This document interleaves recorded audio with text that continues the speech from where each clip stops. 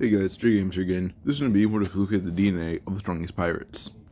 You know, I did this series, and I may leave out some things or forget some stuff, but what I remember is basically we finished up Skypiea with Luffy throwing the Goro Goro no Mi, or Goro Goro, Goro no Mi to Gon Falls. Gon Falls eats it, and Luffy gives him the hazards of devil fruits. So that straws leave Skypiea. Previous straws would include Nami, Belmere, Robin, Zoro, Kuina, Nagari, Sanji, Usopp, Luffy, of course. And I'm pretty sure it's just those 9. You guys want to question Belmere? Luffy had actually pretty sure Luffy offered Nami a place in the crew, but Belmere took the place instead.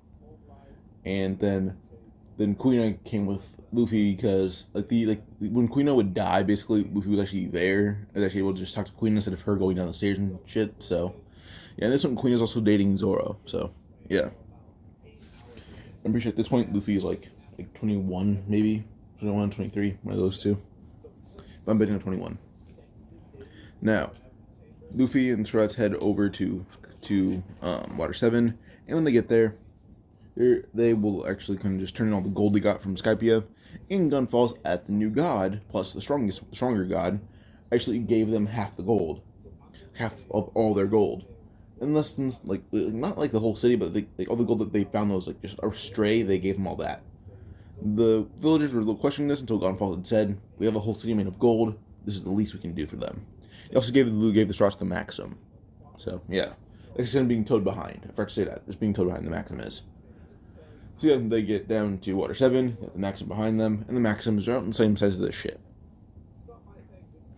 Now with that, the Strut ship is actually in pretty good condition, because, well, Luffy, Nagari, and Usopp can repair the ship, and, well, everyone on the ship can, repair the ship as well.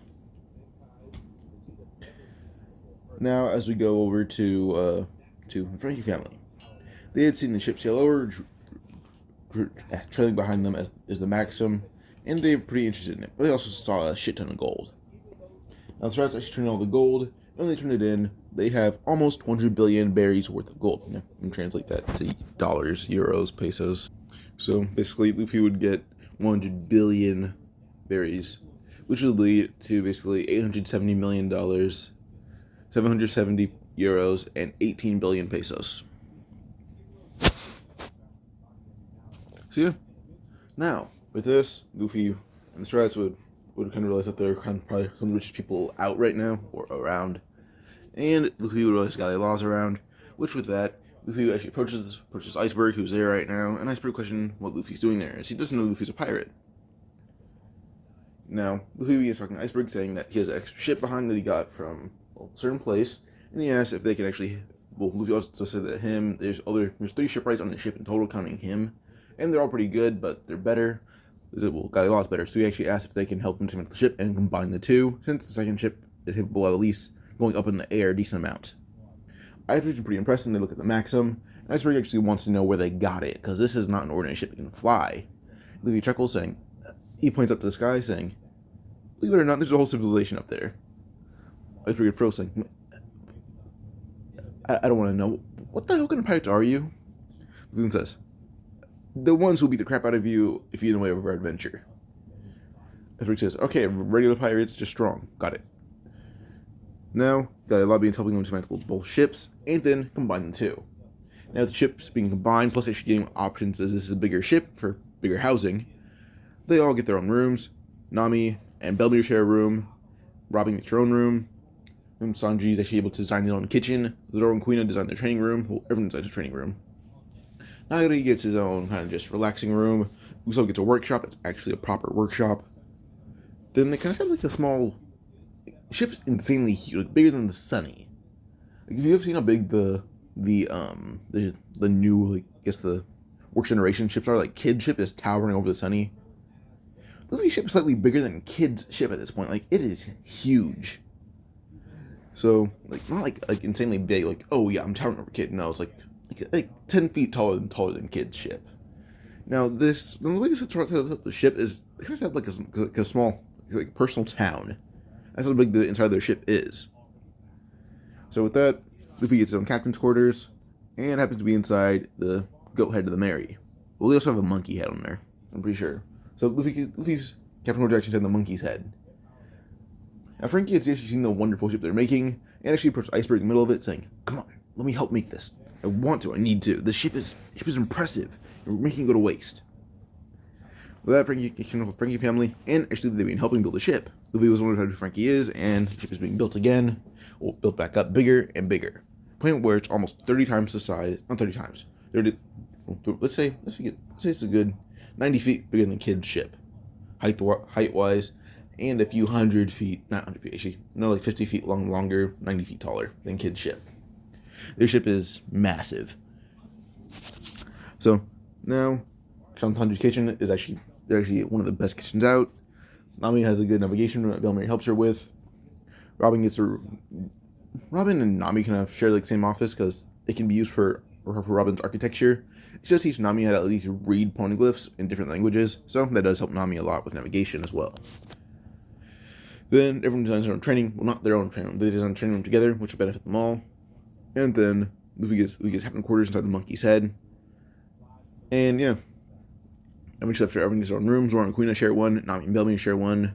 Sanji gets his own, Chopper and Luffy share the monkey's head. Well, Chopper and Usopp share, because they're more like best friends, so Chopper and Usopp share a room. So yeah. Eventually Luffy begins talking to Frankie, and Luffy and Frankie get along pretty well. Now, with the trauma Luffy's gone through, he awakened his lightning abilities. Well, he awakened another one, because his body was pushed to its absolute limit, which would call for another awakening. So as we can actually kind of just, depending on what he can do with the lightning ability, he awakened the other one, which would be his shadow reading ability. Now, as he shook hands with Frankie, the shadows interacted. Luffy read Frankie's thoughts for a while. With that, Luffy had one of Frankie's thoughts, saying, "I wish I could join the Straw Hats." Luffy had laughed, saying, "Alright, then you want to join us? Go ahead. Go on board. There's a large extra space. You can use that as your workshop or your bedroom. Choose one." Frankie's a little confusing. "What are you talking about? I don't want to be a damn pirate." Luffy said, "Of course you do. I can average your mind somehow." Frankie was stunned, but said, "Damn it! If you read my mind, I can't lie my way out of this. I have the Frankie family. They need to be taken care of." Luffy had been yelling at Frankie, saying, "Follow your dreams. Don't mind us. We'll be here. We'll be safe. Don't mind it." Now Frankie turned to join his crew because Luffy had admitted now those were Frankie's actual thoughts, and Frankie family insisted they were fine. Now this was actually going to wrap up Water 7 until Lucci, Bluno, Kaku, Khalifa, whatever her name is, and they actually called in Jabra. When the Straws are about to leave, they attack the ship, and Jabra sneaks in, grabs Robin, and zips away. She does leave Khalifa and Kaku not to have devilfish, by the way. But they get to Water 7. Well, they leave Water 7 on the sea train, but they actually take the different one because the other one was actually out on business. So they take the extra one, they leave, and Luffy's like, "God damn it." He says, "I just wanted to go through the east. Not go through the Grand Line. We're almost at the New World, god damn it." I mean, just yelling and screaming, throwing his hat around. And they're all equally pissed. They're almost in the New World, and their crewmate gets taken away by some government ass. Kuhn says, "Especially I'm going to pay for ruining my adventure." Rankin says, "Luffy, this ship is top tier. Imagine what it can do. We'll catch up with that thing in minutes." Luffy says, "Is it under 15? Frankie says, 16 at most." He says, "Alright then, that works. Get on." They jump on the ship, all the guys hopping on, and all the Frankie family. They then sail away, and as they're behind the ship, the sea train, they use Kude Burst. When that happens, they immediately catch up to the sea train, and Luffy immediately just jumps on, yelling, "Give me back my damn architect!" From his fist to the train, and tears the roof off. Yeah, Robin, and suddenly he's pushed into the water. Or they thought. Luffy is able to keep his balance by kind of twisting his feet and twisting the metal alongside it, keeping him in place for a brief moment. Suddenly, Bluno is punched right in the face by Nagari with an unhockey-infused fist. Bluno's teeth are almost knocked out, and he's unconscious. Nagari said, "Lucky that I don't throw you in the ocean, but I'm a nice man." He moves Bluno back to his door, making him just fall to the floor, and he lifts Luffy up. Luffy jumps in, grabs Robin, and about to leave until Lucci's about to hit him.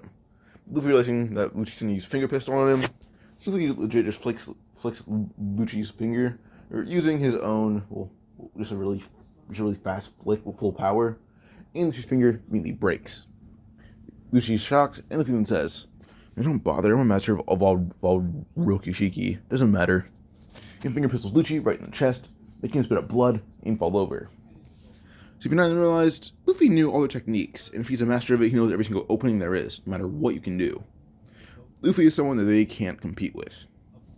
He lifts Robin onto the ship, and then hops on, saying, "You guys want to fight? Chase us." Frankie, do you have enough cola for another Coup-Day burst? Frankie says, "With all the money you got, we bought out all the cola in Water 7. When we stocked for a few years, since I'm the only one that likes cola, apparently." Luffy laughs, saying, "Alright then, let's go." The Coup-Day burst away. As Luffy had an idea, saying, "Where are you going straight?" And Chopper says, "Luffy, don't tell me." He says, "Let's sink Ennie's lobby." Joe says, I'm up for it." Queen says, so fine, I'm in." Bellamy says, "Sure, why not?" And they're kind of shocked to hear that from a former government worker. So he was like, "I don't care, why not?" And they'll eventually agree with Kuina and Sanji and Nagari being the ones with common sense. But everyone else is batshit crazy, so it doesn't really matter. So, yeah. Now, they get to to Ennie's lobby, and the sea train was stopped because, well, Lucci's bleeding out. So as soon as they get to Ennie's lobby, Luffy had asked if they could do anything else besides shoot themselves forward. And Luffy then thought of something, saying, wait, don't answer that. He goes below deck, grabbing one of the ores from the Maxim. It's just made of gold and a little bit of metal. He then throws it in the air. As it just hit the middle of one of Ennie's lobby's islands. The main one, say that, like the one with the electric or main, like the Water 7's, not Water 7, or CP9's bases. He holds his hand out, and then electricity being circling on his arm, and it shoots right the giant ore. With that being conducting it, and Luffy uses all his power, and it began actually electrocuting all of Ennie's lobby as it traveled through it, using bits and pieces of metal or anything that can conduct electricity. With that, Luffy yelled full power, and his arm kind of began burning a bit, meaning his skin and muscle and tissue, all that stuff. But his metal was fine. Like it's used to this. Now with that, the ore wasn't even being phased by it, but the ground was crumbling, shaking, burning. Basically, Luffy just said, "Alright, is someone throwing to the ore?" Frankie picks up Luffy and could advance him all the way to the ore. He picks it up and actually able to just use Geppo to get back, forgetting he could use Geppo. Now, as he's close, he then uses Sword as he touches the base of the water, and now he's on a ship. That he puts the ore back, and now they're ready to go. And his lobby sinks, and yeah, they leave. When they leave, next stop being the Florian Triangle. Now, as they leave, the sea train is seen tries to leave, and Luffy yells, "We sunk Ennie's lobby." Now, that's when Lucci says, "Don't tell me." Lucci says, "It's been 1 damn hour. How'd they sink it?" That's when Khalifa would say, "Well, with what Luffy can do, I'm not surprised. He's a government weapon. Weren't you notified of that? He's a government weapon. His power is something beyond anything we can ever comprehend. I guarantee you, the Rokushiki, that's programmed into him. He's known it for decades. He's almost centuries old. Which is not wrong. Luffy's almost centuries old. But he didn't have a physical body till like 23 years ago. But yeah, now, as we get to Florian Triangle, they're sailing through it, then the barrel, Luffy actually advises do not touch it, and just use a little bit of lightning to destroy it. They did drop off Galileo on the Frankie family, and Frankie did keep the whole Pluton blueprints. They're going to incorporate that in later. Florian Triangle, they sailed by the Rumbar Pirate cruise ship, and Luffy is actually able to grab a hold of one of the rails and hold it in place. Of course, what he's doing, Luffy says, drop the anchor. They do so, and he hops off the ship, and wanders Brook's ship. Until he sees Brook walking around, and he says, "Oh, cool, walking skeleton." But he goes, "Another person here. Are you lost?" So he goes, "I should be freaking out, or you should be, but I don't really care. And no, we're not lost. Luffy and Brook begin talking as everyone watches Luffy talk to a skeleton. So Luffy and Brook begin conversating. Luffy says, "Alright, you seem cool. Want to join my crew?" Brook would nod, saying, "Yeah, sure, why not?" He says, "Alright, everyone, this is Brook." Brook says, "Hello." And he jumps on board. With that, everyone's kind of shocked. Luffy says, "And don't mind him, he's cool." What I say. Now, with that, everyone just says, "Luffy, you can't definitely it's cool, but it's just a 5-minute conversation." He says, "Look at Frankie." Frankie says, "You read my mind. That's different." He says, "Oh, not really." And looks for Shadow, saying, "Where's your shadow?" Brook would say, That's another story. Just finish what you're doing, and then we can discuss that." Luffy would nod and looks at Frankie, saying, "Look at Frankie." So Nagari saying, "Come on, let's go." They jump down on the ship and we're dismantling it in seconds. With that, only one plank is left, and they throw it on board. Well, Frankie throws it on board while carrying Luffy in the water. They quickly go back on board, and Brook would question what they get from a bunch of raggedy old wood. Then Frankie would laugh, saying, "Usopp's our handyman, and Luffy and Nagari get bored fast, so this works." And there's Brook the flag that's all folded up, and all the bones that they collected. They give the bag to Brook, and Brook would say, "Why'd you keep the bones? We could just left them in the ocean." He would say, "Now with that, I should kick you in the ocean. Those are your crewmates, right?" Brook would not realizing these are good people, so he says, "I was just testing you. I'd never throw them away."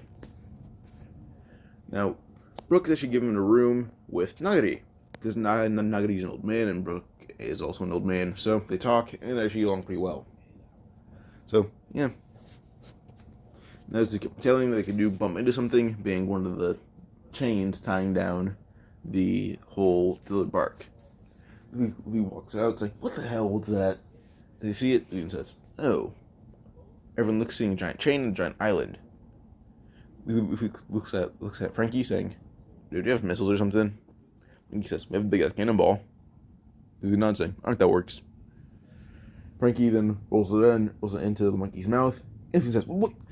Don't roll it into my bedroom." Luffy's actual bedroom is actually like the upper half of the monkey's face. The mouth is where the cannonball's being fired from. Like the nose and up is Luffy's bedroom. Whereas Frankie says, Don't worry. As soon as the cannonball's fired, it hits the Cyborg castle, and where it crashes, destroys Orch's body completely. And that Mori being freaked out, saying, my body! Comes outside, seeing the ship, and then sees Luffy. Luffy, he has a high bounty. Plus, with the shit he did at any lobby, his bounty jumped up to 600 million with that one stunt. And the whole electricity thing, well, Garp, they can't really claim he was lying about not knowing Luffy's abilities, so kind of just given a very big punishment that isn't being suspended or fired. It's just like a lot of paperwork. So yeah, just do everyone in his office is paperwork for the next year. But yeah, so Luffy is actually able to claim a 600 million berry bounty, and then behind him being I'm pretty sure I said Luffy's right hand person was actually Belmir. So Belmir, her bounty's behind Luffy with a bounty of 500 million. Then behind Belmir being Zoro with a bounty of 450 million. And then we have Kuina behind Zoro at, actually no, we're kind of even with Zoro about 455 million, but Zoro's bounty is kind of low because, well, Kuina just shows off better impressive feats with a wooden sword. Then Sanji actually was lost with the bounty. She knows Chopper is, but yeah. So Nagari, Usopp, and Frankie do not have bounties. Or Robin already has a bounty by automatic, so Hannah just Usopp and Frankie. Brook and Robin have their bounty set. So Chopper and Sanji are the last, but Sanji's bounty being 200 million. They haven't seen what Sanji can do, or a lot of what he can do, so he's kind of barred down low. Then Chopper has been seen healing them. It brings his bounty up to 1,000 berries, or let's say 100,000 berries. So yeah, now they keep on sailing away. Well, they try to sail away until suddenly they see tons of zombies at the bottom of the ship, or near the bottom of the ship, and they also see a pirate crew. They're obviously human. We look at the pirate crew saying, should we help? So I'd say, Luffy, it's 2 a.m. You can help. I'm going back to sleep. Zoro being told walking below deck, till Kuina pulls him back up, saying, no, because our captain, we're going to help. So it says, we're going to help when we put on a damn shirt. Brook and Sanji have their eyes covered, but Sanji immediately has a giant nosebleed from the tearing Kuina doesn't have a shirt on. Now she really just has a kimono on, everything's being covered, Sanji and Brook are just perverts. But yeah, Brook is turned bright red, and Sanji has a nosebleed, but Sanji and Zoro look at them saying, I swear to God, if you guys even touch my wife, I'm going to kill you all. Brook says, who's so aggressive? And Zoro did call Kuina his wife, even though Kuina is his girlfriend. Now with that, Kuina gets her battle gear on. Well, they all do. Luffy just kind of in shorts, and he can fight in that. So, yeah, they jump on shore, and they begin dominating. Now with that, the shadows are being defeated, the pirate crew is being left alone. Now eventually they come across Hogback, Absalom, and Lola. Not Lola, I mean. Absalom, Hogback, Moria, and Perona. We'll come across them, Zoro and Perona being fighting. And Zoro actually being kept up in to physical shape, to acceptable size, having a decent diet that isn't alcohol constantly, and having someone constantly rate his appearance. Zoro is actually a pretty attractive guy in reality. So with that, Perona begins hitting on him, and that leaves Zoro's angry girlfriend to beat the living hell out of Perona, and then Moria fight versus Luffy. Now, Luffy legit just reads Moria's shadow and is actually able to read every single move he does. And with that, Luffy beats the living hell out of Moria. He could have done it without the shadow ability. It was more fun to see Moria freak out. So yeah. With Absalom, Usopp is legit smacking him around with Nagari. And then Sanji's helping as well, saying, Absalom.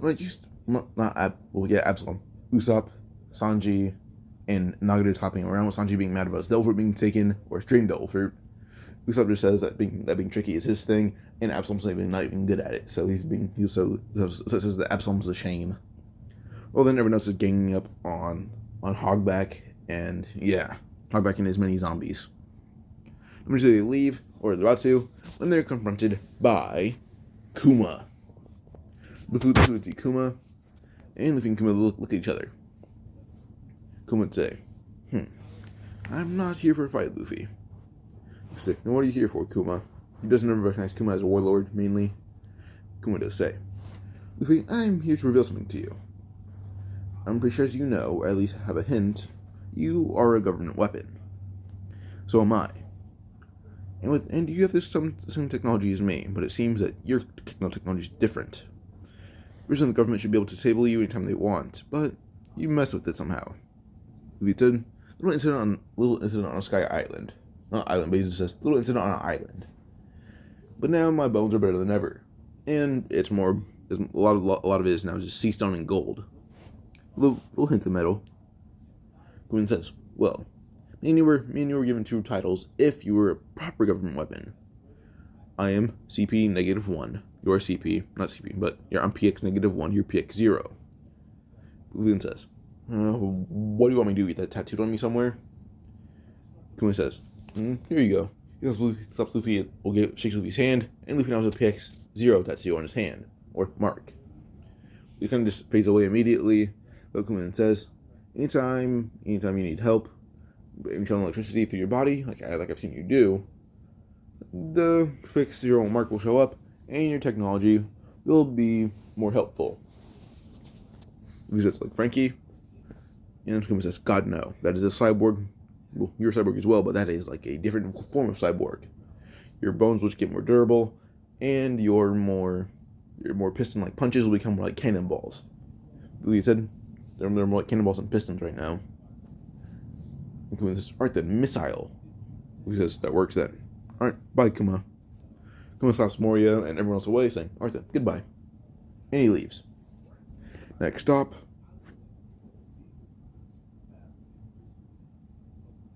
Okay. Yeah, I was building suspense for no reason. Yeah. We had to pause real quick, use the bathroom. So Trust gets Sabaody to mainly get their ship coated so they can go below the ocean. Now, can you really do that? It's just they won't be safe because they'll all float out because of water and will be flooded with water.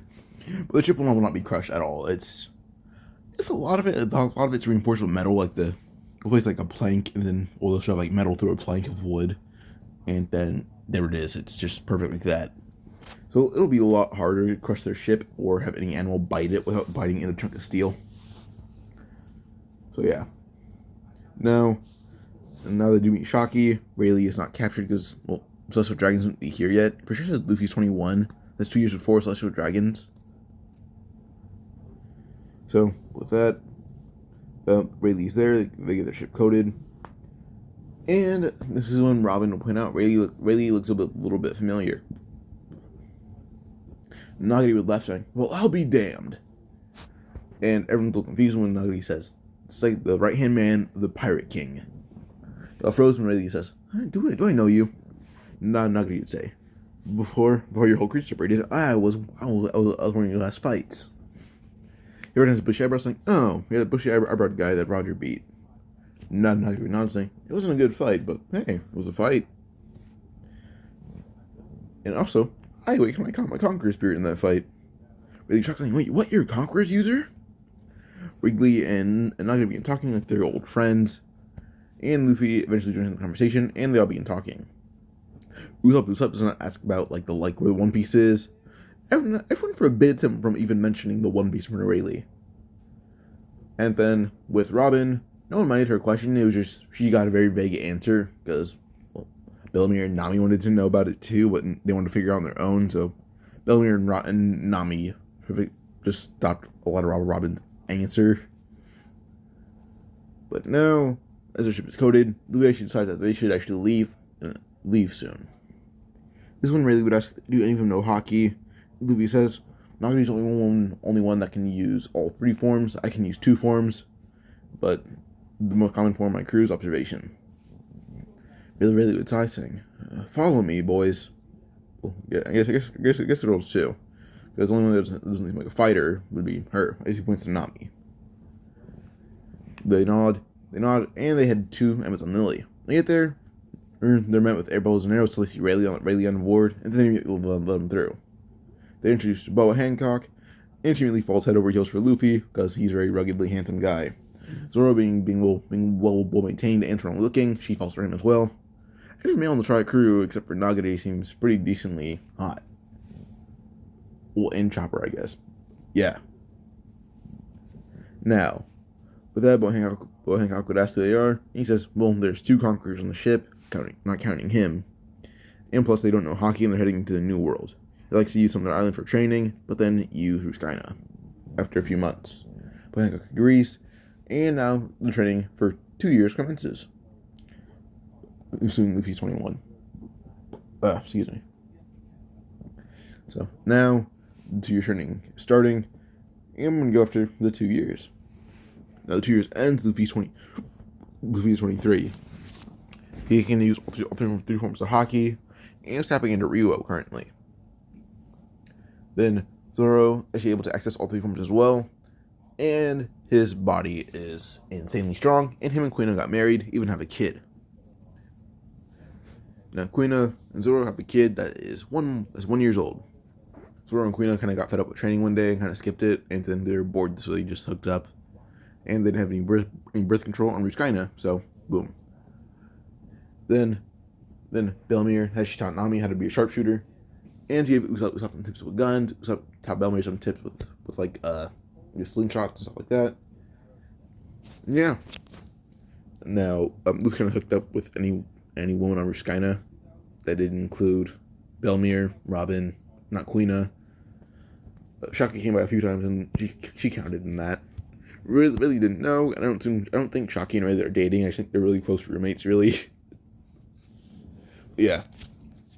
So with that, Luffy had lived his life doing his best thing, and now everyone on the ship can use armament hockey and observation hockey to some degree. Nagari would actually sail back all the way to the east. He did bring Brook with him because Brook wanted to see Laboon, and he met Laboon. Brook then headed back, and yeah. Brook is actually the least experienced. He did sail, like I said, to see Laboon. So yeah, now the Straws are leaving, going to fit down to Fishman Island. They get there, and Luffy seems pretty well toned with his abilities. He's really good with fisherman karate and everything. So I don't know why I've been thinking that Luffy can't jump in water. I'm thinking of the level to me when that's not this what if. So fisherman karate is kind of where he's like kind of growing currently. So they get to Fishman Island. They do not meet Hody or anyone. They meet Hachi. That's really it. Hachi and Jinbei and the Fisherman Pirates. They get along with everyone there. And Luffy actually does learn the fisherman karate from Jinbei. He learns from Jinbei. Jinbei and him get along well. And they even meet Kami. Then they're about to leave on the way to Punk Hazard. Punk Hazard's on an icy, fiery hellscape. But before they get to Punk Hazard, I'm going to end this part here. If you guys enjoyed, like, subscribe, comment for another part. Bye.